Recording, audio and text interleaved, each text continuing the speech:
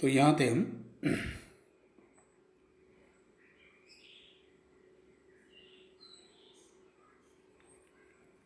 देखिए इस एरे में, इस वाले फंक्शन में देखिए एरे के अंदर 2.1 प्लस किया, उसे न्यू में डाला और फिर न्यू के अंदर एरे को ऐड किया। तो इस तरह से जो सब ऐड करने के बाद भी इधर 2.1 आएगा, इधर 4.1 आएगा, इधर 6.1 आएगा, इधर 8.1 आएगा। नेक्स्ट देखिए यहाँ पे np dot multiply is a function array by 3। तो 3 से हर वैल्यू को मल्टीप्लाई कर देगा। फर्स्ट वैल्यू हमारी 0 थी, उसको जो 3 से मल्टीप्लाई किया, किसी भी वैल्यू को 3 से मल्टीप्लाई करते हैं तो 0 आता है। यहाँ पर 1 था तो 1 को 3 से मल्टीप्लाई किया तो 3 आ गया। यहाँ पर 2 था, 2 को 3 से मल्टीप्लाई करते हैं तो 3 6 आ गया। तो इस तरह से मल्टीप्लाई कर सकते। अब लास्ट जो हमारे फंक्शंस आ रहे हैं, 2 फंक्शंस आ रहे हैं यहाँ पर,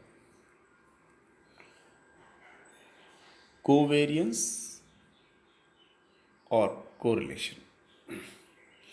2 एरेज में कितनी सिमिलरिटी है इसे चेक करने के लिए हम लोग इन फंक्शंस का यूज़ करते हैं।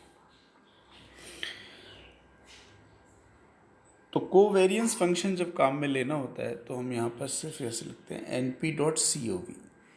कोवेरियंस निकालेगा ए और बी का कि दोनों में कितनी सिमिलरिटी है।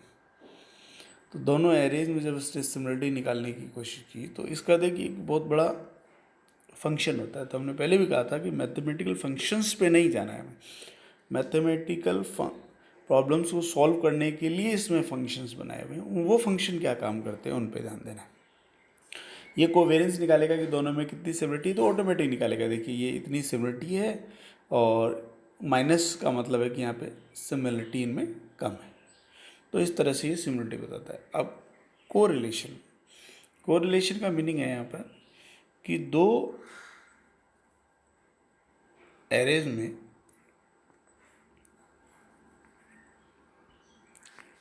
किस तरह से यहाँ पे कोरिलेशन है, आपस में क्या रिलेशन है। देखिए तो यहाँ पर थोड़ा सा हम इसको रीड कर लेते हैं। Correlation is basically normalize covariance. It gives 2 values. One, if the data sets have positive covariance, and -1, the data set have negative covariance. अगर इनमें सिमिलरिटी है तो 1 आंसर आएगा और सिमिलरिटी नहीं है तो माइनस में आंसर आएगा। तो यहाँ पर देखिए आप,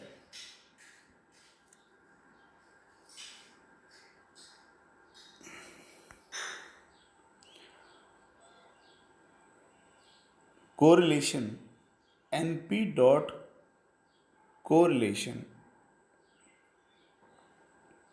ए एंड बी में, इस फंक्शन को कोरिलेशन बोलते हैं, लेकिन यहाँ पर जो लिखने का तरीका है इसको वो थोड़ा डिफरेंस है यहाँ पर।